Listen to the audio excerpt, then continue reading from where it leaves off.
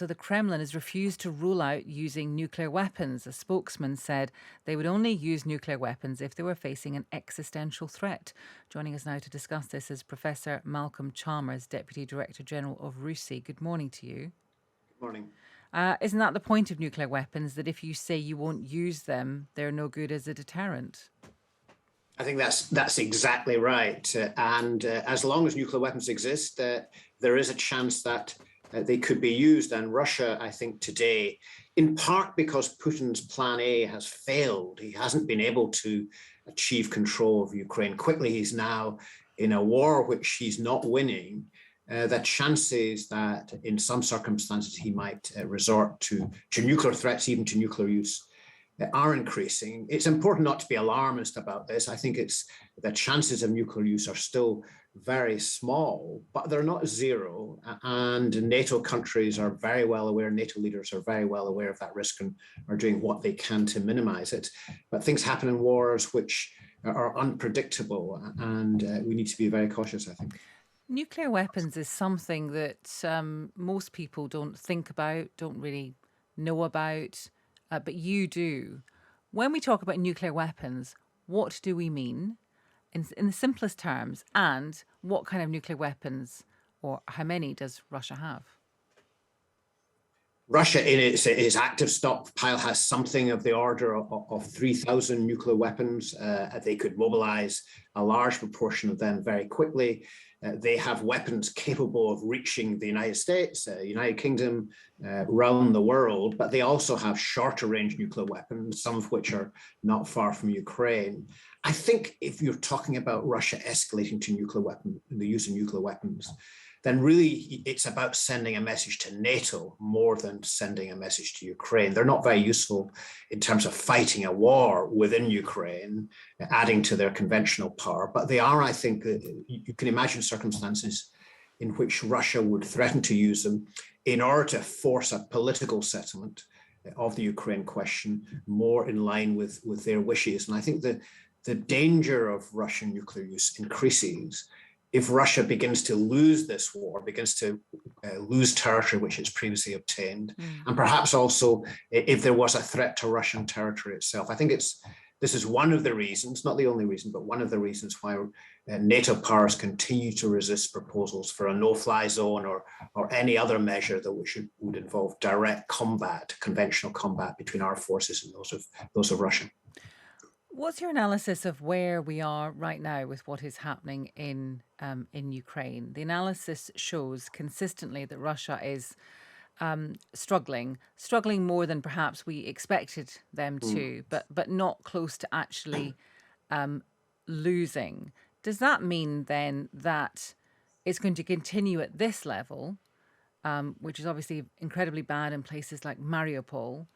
But other parts are largely unscathed? Or is it going to end because Ukraine runs out of weapons?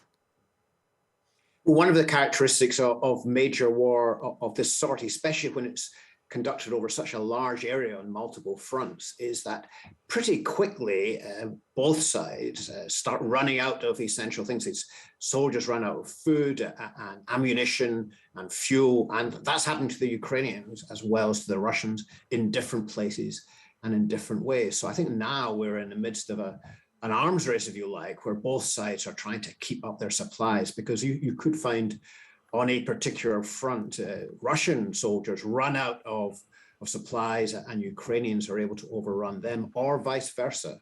Mariupol, that siege has had terrible consequences for the civilian population there, but it also means that the forces in Mariupol trying to defend Mariupol, the Ukrainian forces, could potentially run out of military supplies and could then be overrun much more easily. So I think it's going to be a very fluid situation. You'll see territory taken and retaken. You may see some pauses in conflict in particular areas as the different sides resupply each other. I'd be very surprised, though, in 2 or 3 weeks' time from now, this situation isn't still one of fluid stalemate in which neither side has obtained a decisive advantage. Right now, Russia still has the overall advantage, but its advance is very slow and it's got multiple problems of supply, but also I think massive problems of morale in their forces, which are likely to be accentuated if they try to bring in more and more foot soldiers, and their casualty rate continues to be as high as it is. Um, there's kind of a line, I suppose, in a way you can draw from Kyiv to Mariupol and then down to Odessa, and they're all important for different reasons. Mariupol we've discussed already. Kyiv, there was this mythical military convoy which never quite made it to Kyiv. We're not exactly sure why. We're told maybe military breakdown, Ukrainian resistance. What is your analysis of what's happening in Odessa? Because we've been hearing for a long time that fears about an amphibious landing, but that doesn't seem to have materialized. So, what do you think is going on there? It's genuinely very, very hard to say. One possible explanation, which may or may not be right, is that the Russians want to continue to keep some pressure on Odessa at present, with those ships sitting offshore in the Black Sea, and some pressure westwards towards Odessa on ground. But the main Russian line of effort is likely to be to encircle the Ukrainian army, which is still primarily deployed on the borders of Donetsk and Luhansk. But it's also possible, of course, that Russia is retaining the option of launching an offensive against Odessa itself, which would be very hard indeed. And I think one of the things you always have to bear in mind is that both sides in this conflict have limited resources, which they're constantly trying to redeploy between these different fronts, and trying to second guess what the other side is doing. Okay, Professor Malcolm Chalmers, thank you. He's Deputy Director General of RUSI.